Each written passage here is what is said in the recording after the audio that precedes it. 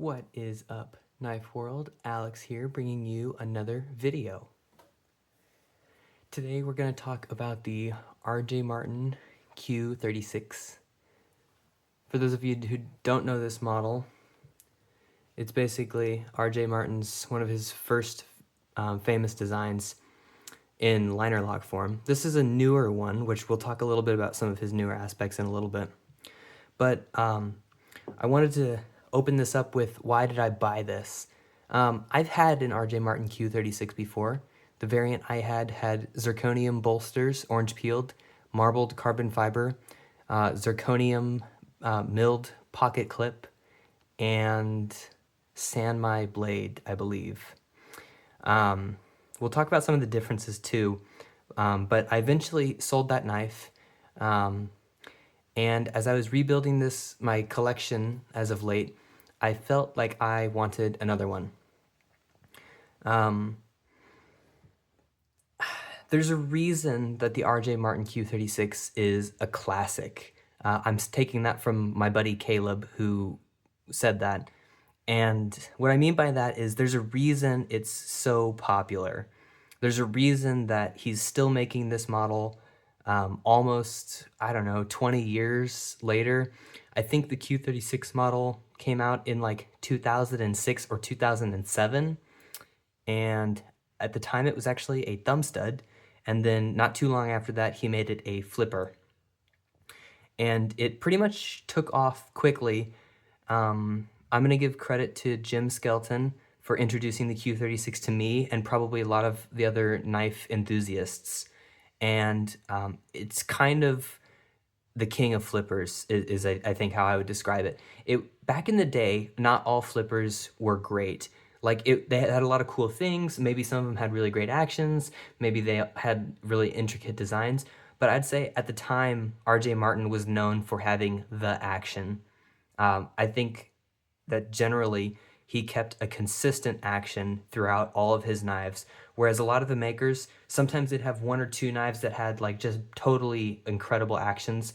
And then they'd have some knives that were, maybe not so great, or the customer asked for a super soft detent, and you had this wide range of inconsistency. Not with RJ Martin. With RJ Martin, you pick up any Q36, or at least out of the Q36s I've picked up, and you hit that flipper tab, it's got that super crazy double click. And as you can tell, this one does too. And this is what makes it, in my opinion, such a great flipper. Sorry, let me wipe off the blade really quick. Is it has action like nobody's business.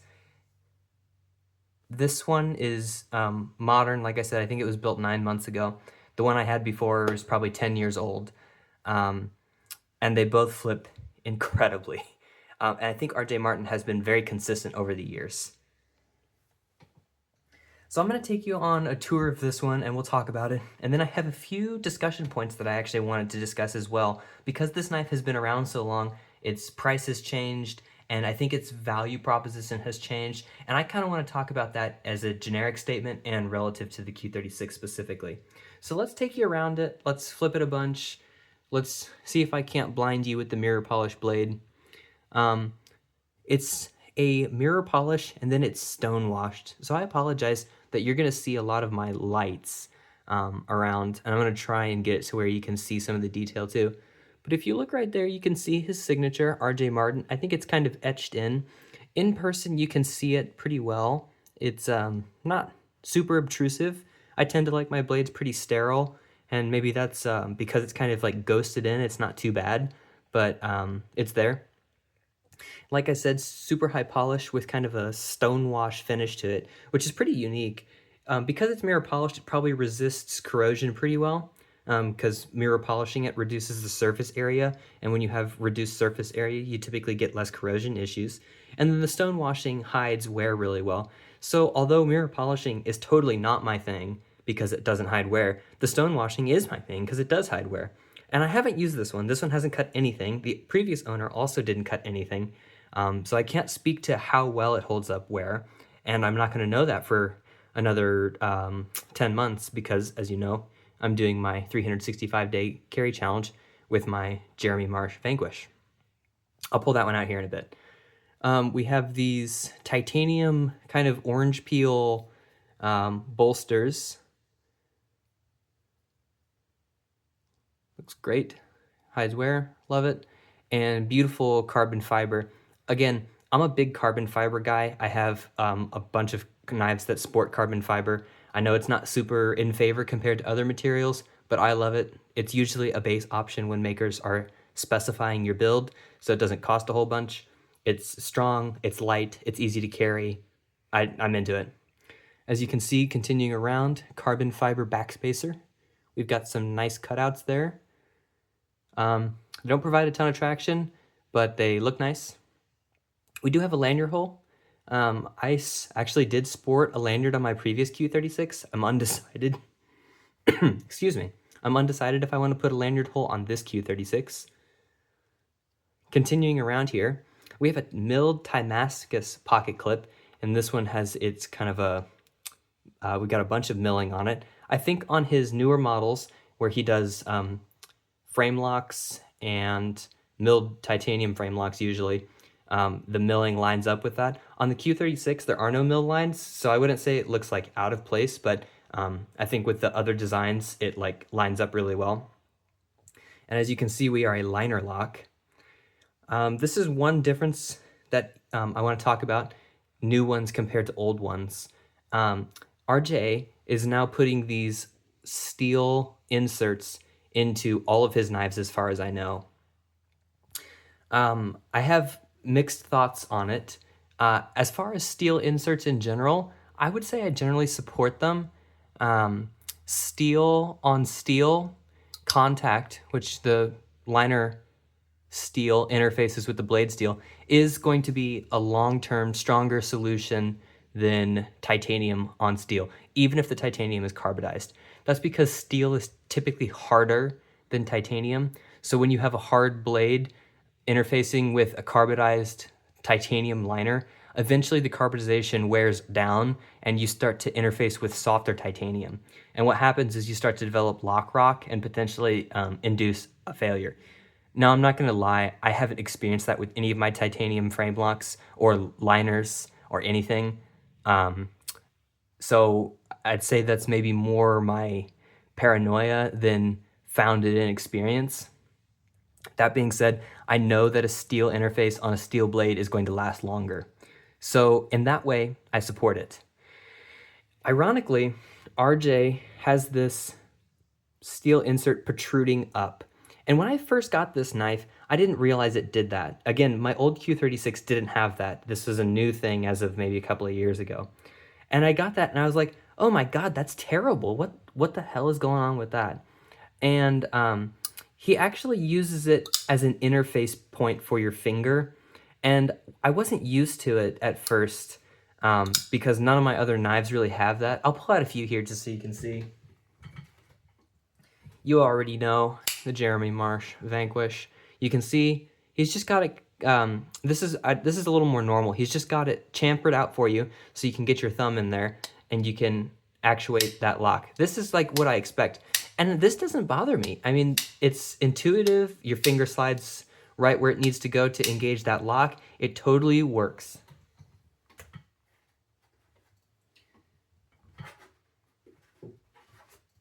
Pull out another favorite flipper of mine, the Walter Randolph Wyvern. Again, chamfered, finger drops in, not a big deal. But when you get the Q36 out, you know that your finger lands on a little bit differently. And I gotta say, that threw me off when I first started picking this up. I just didn't feel like, it was normal. Not that it's bad, it felt weird to me and I wasn't sure what I thought. At first I didn't like it because I thought it was kind of like a miss. I just thought there's this giant square tab sticking out and it was awkward and cumbersome and it didn't feel normal and I didn't like it. Now that I've handled it for, I don't know, 3-4 weeks or however long I've had this now, your finger kind of goes to it naturally. It's pretty comfortable. Like, it's a little bit thin, like it doesn't have a lot of width to it. So if you put your finger on the top of it, which is typically how I would engage like another liner lock, like I kind of put my finger down and then slide over. If you do that, it kind of feels a little weird because the lock bar insert is pretty thin. So I wouldn't, it's not a pressure point, but it puts a lot of pressure in a small surface area, which makes it feel maybe slightly uncomfortable. If you kind of start from the side and then roll over, your finger catches it naturally, and you basically wouldn't even feel it. I mean, you could come over, even avoid the lock insert altogether and hit it. It's like, it's good. Another thing is that I don't experience any lock stick at all with this interface. I know people have talked about lock stick with their RJ Martin Q36s. This steel-on-steel interface, I haven't experienced that. This knife is basically brand new, like I said. Hasn't been cut, hasn't carried, nothing. So I don't see it getting any lock stick based on the fact that it doesn't have lock stick now. I'm gonna pull these off to the side so that they don't distract me from the rest of the conversation, but we'll get them back out, don't worry.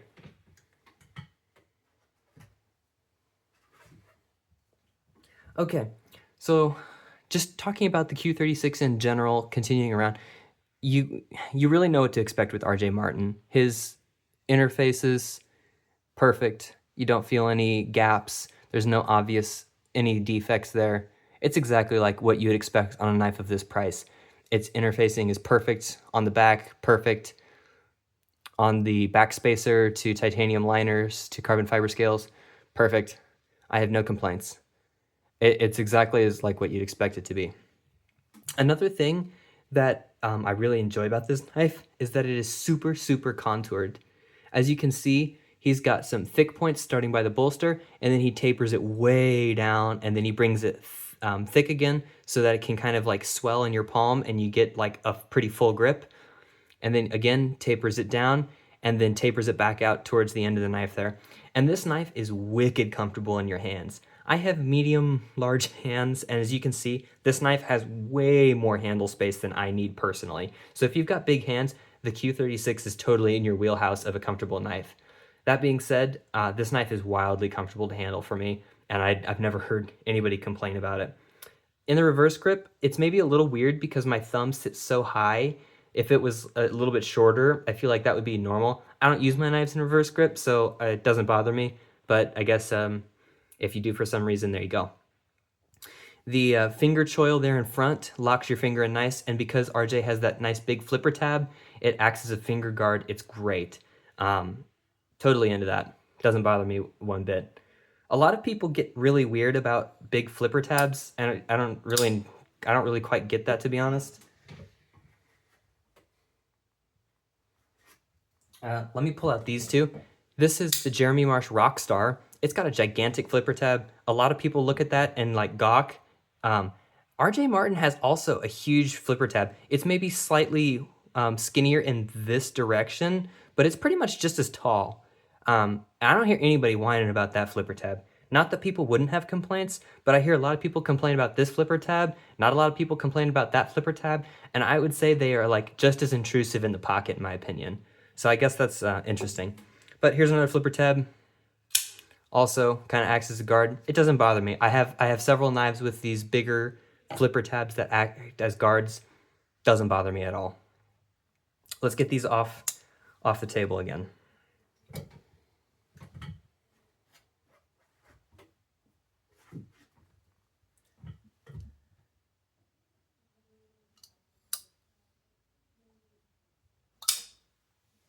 Okay, so continuing talking about the blade a little bit, he does have jimping on this. I do like jimping. I gotta say, like, this jimping is attractive.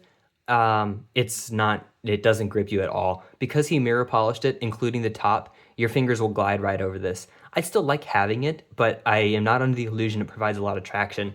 That being said, because the flipper tab and finger choil are so well placed, like, I don't feel like I'm lacking grip because the jimping isn't super hard. You also see he doesn't have any weird jimping on the back. I think I like that because when you actuate the knife, like your finger rides across the spine just a little bit. And if you have like super sharp jimping at the back of the handle, it like tears up your finger as you run across it. So you don't have that with this. That's points in my opinion. This is just normal weave carbon fiber. I don't know if I mentioned that, but like I said, I'm fine with weave carbon fiber. The other thing, gosh, excuse me. This is a Magna Cut blade. This is my first knife in, sorry for the smudges and stuff. I'm just gonna keep getting my greasy fingerprints all over it. This is my first knife in Magna Cut. My understanding with Magna Cut is it was supposed to have decent edge retention and pretty good corrosion resistance. I'm a huge fan of that because nothing bothers me more about a blade than when it starts to get stains on it from corrosion. I take pretty good care of my knives, but I've still had some knives in like 3V that I start to see a spot or two on, and I'm like, that stuff drives me totally bonkers. Don't have that problem with Magna Cut. I haven't gotten to cut anything with this, so I don't know how good the edge retention is. I also don't know what RJ Martin Rockwell hardens it to, so I don't have any thoughts on that right now, but I've had coworkers that have had knives in Magna Cut. Excuse me again. And I'd say they're generally happy with them, so I'm not concerned about it. I like that RJ uses these kind of exotic steels, even when other makers are using CPM 154 or RWL. RJ was using S90V, S110V, S125V, and I think it makes it feel like a premium experience.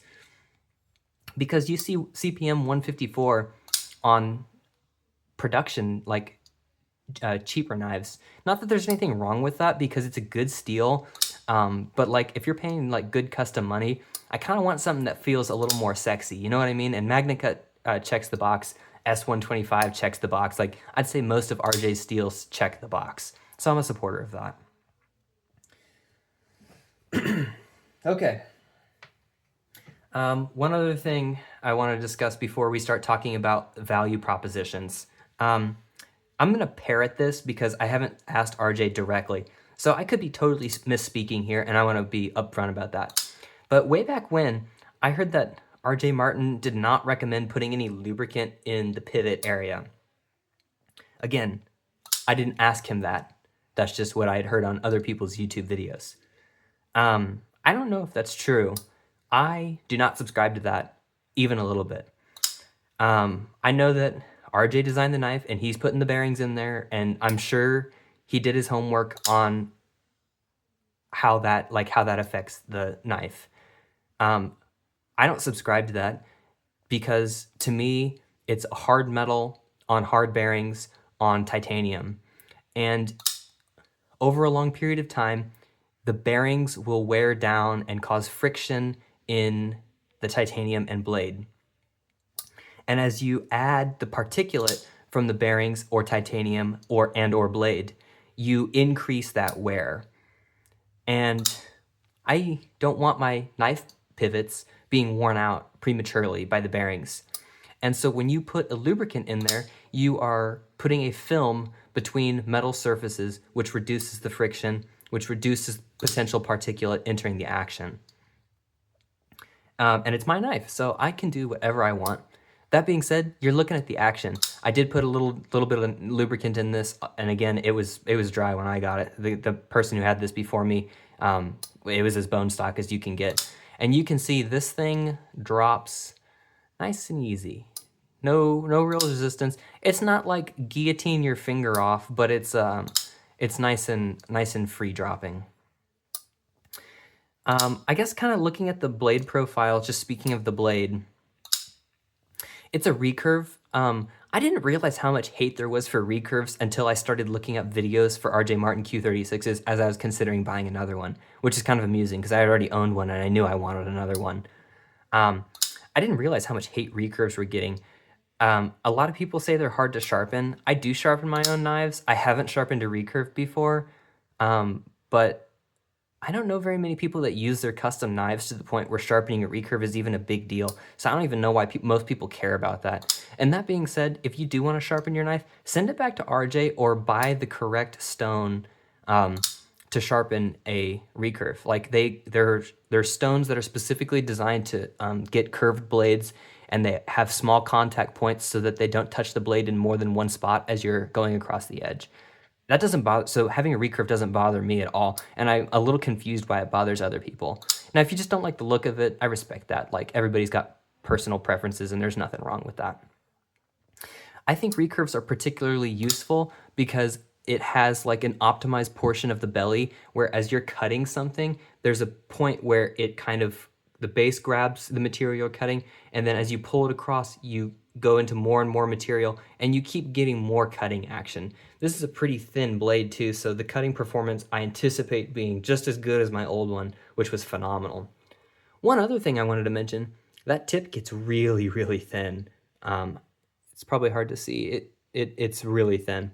And in general, this blade stock is also wildly thin. Let me pull out another couple of knives so I can show you what I mean.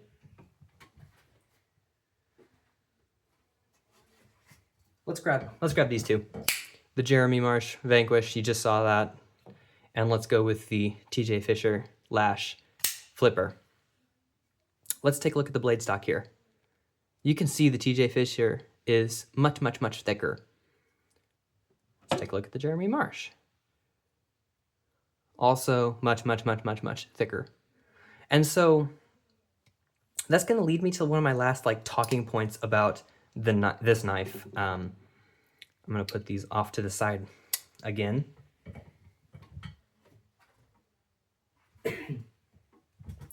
That leads me to like one of my last talking points about the physical components of this knife. This knife, it's a 3 7/8 inch blade. I know people call it 4, but it's spec'd everywhere, almost everywhere, as 3 7/8. So that's what I'm sticking with, because I can't have 4-inch knives, or I won't be able to in the future. So 3 7/8 for me, thank you. But this knife is unusually light, and maybe that's compared to my old one where it had zirconium everywhere. Still carbon fiber, but the zirconium and San Mai blade, man, that is heavy. And this knife, titanium, big chunks of carbon fiber, nice skinny blade, magna cut. This thing is unnaturally light in my opinion. Like even these smaller knives in my collection. I need to stop putting these away because I keep pulling them out.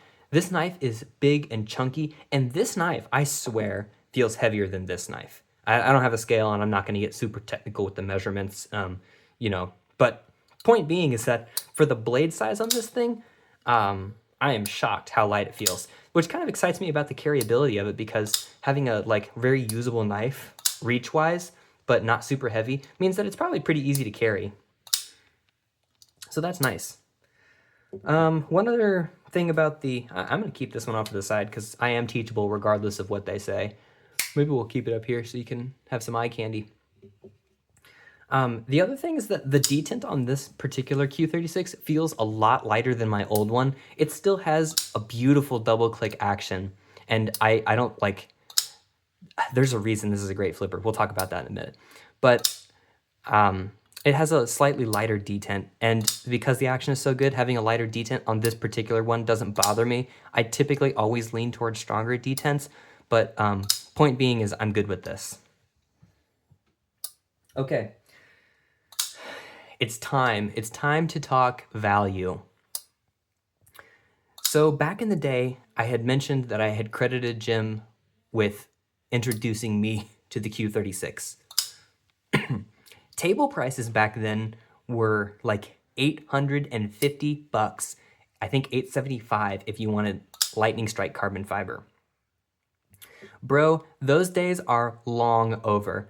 I think getting your hands on a Q36 table liner lock is $3,000 plus. These things have gotten stupid expensive. Now, full disclosure, 10 years ago, the cost of materials was probably different. I don't think it was 5 times the cost difference. Could be wrong. I wasn't buying materials then, and I'm not really buying materials now, so I could be mistaken there.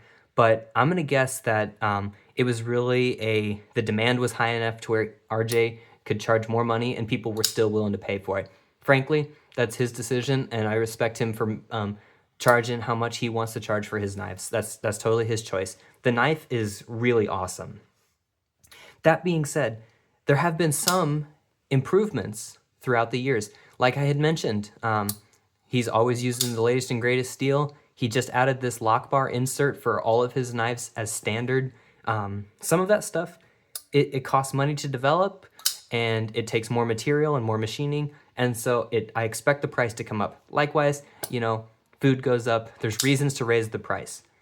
Is this knife 4 times the knife, 5 times the knife that it was before, is this a $3,000 plus $3,500 plus knife? That's a tough argument to make. It is a great knife, but I don't know if I see enough changes in it to where I think it's worth that much more money table price. Now again, I respect the maker's decision to charge what he wants. And I didn't ask him. That's just what I've been told by a few people, is that table is now over $3,000. This one has a few goodies, that clip, making it cost a couple bucks more.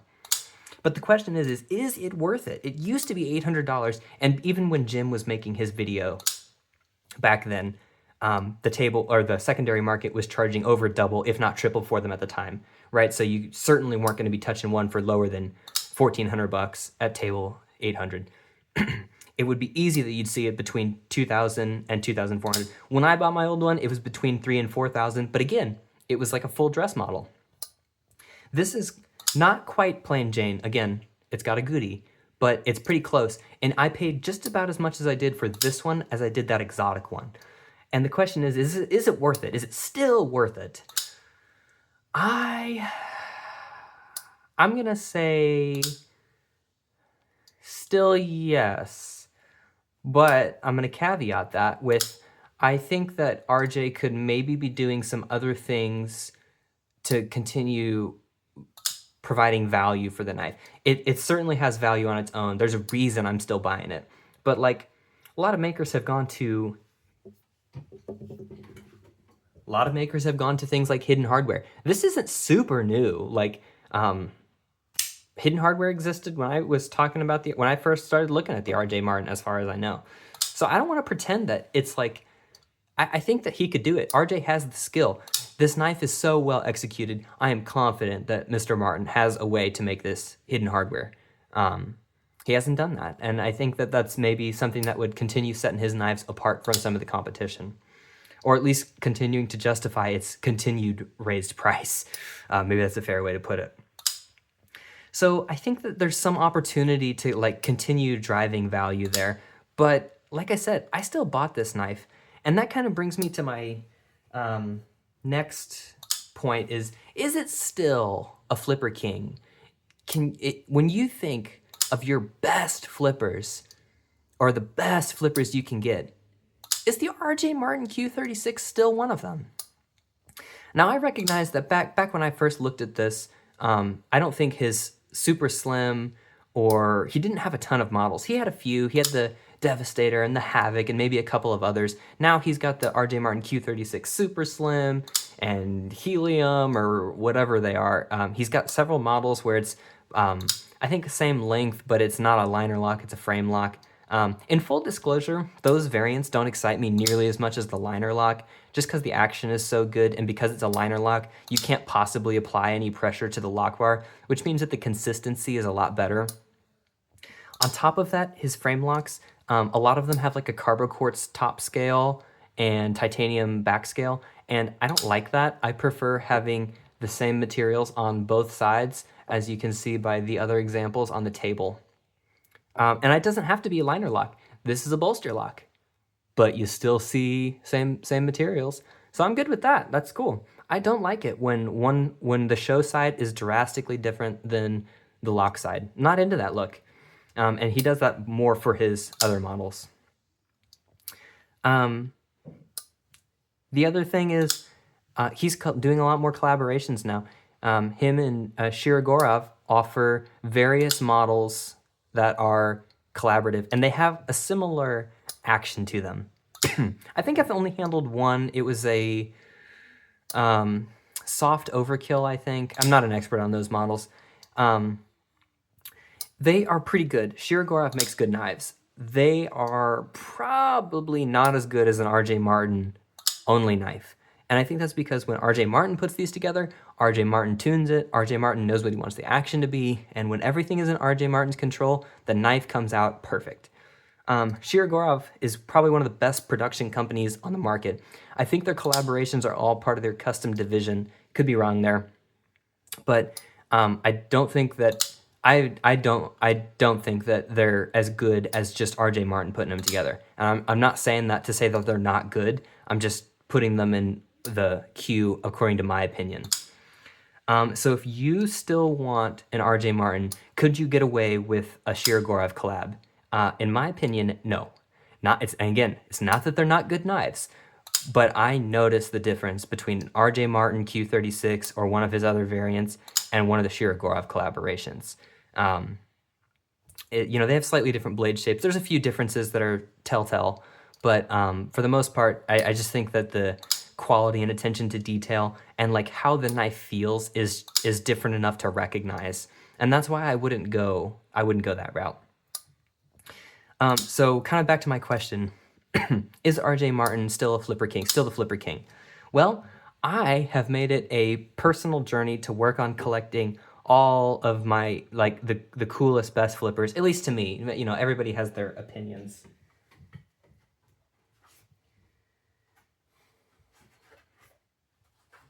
And through that, I have collected a boatload of sick flippers that are incredible.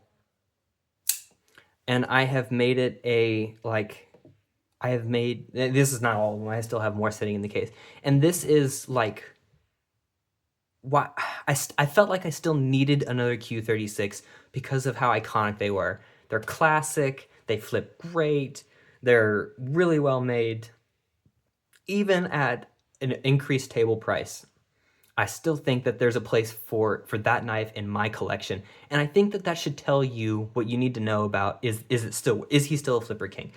Man, I'd say yes. I've held a lot of really awesome flippers. You see a lot of them on the table, and still the Q36 stands apart. It's not even the only one here with a double click action. Listen. Ooh, hands are slippery, sorry about that. You hear that? It's still got a double click. It's a little slightly different acoustics, but man, that thing pops hard. This one pops great. Again, maybe not quite the double click, but you get the idea. I've had other knives that double click. Maybe I don't have them sitting on the table right here, right this second, but point being is he's not the only. Peter Carey, Kirby Lambert, those are two makers that come to mind. I'd like to add them to my collection that also have great double clicks. When I went and handled their knives at the New Orleans Custom Knife Invitational, both of them stood out to me as having great double click actions. Flippers. Kirby brought a few thumb studs. I'm not interested in thumb studs. It's not that there's anything wrong with those knives. I'm just not buying a thumb stud. Peter Carey, I think he also only brought flippers, and all of those actions were top notch too. And the reason I'm talking about this is because RJ Martin still has a place in the top flippers, in my opinion. I have a lot of great flippers. I'm really happy with the direction that my collection is going. And I think that there's a place for the RJ Martin Q36 and RJ Martin knives in my collection. And even at the increased price from what it used to be and from what I remember it being, I still bought one. So I think you see where my opinion is. I think that he's still a flipper king. I'm really happy with the knife. I'm carrying the Jeremy Marsh Vanquish for 365 days. And I bought these two since I started that challenge. The reason these two have been with me, or the reason I picked these two up, is because I know even after I've completed the challenge and I start to carry my other knives, these knives are going to be in my collection. This knife is going to be in my collection, or if it's not this one, it'll be another Q36. I want a Q36 in my collection, and I'm gonna stick with it. That's what I wanted, and that's what I made happen. I think that tells you what you need to know, especially looking at this table of wonderful flippers. I think you know what I mean when I say that. So that being said, I want to thank everybody for joining me. This has been a super long video, but I hope I provided some entertainment out of it anyway. So let me know what you think, and have a good one, everybody.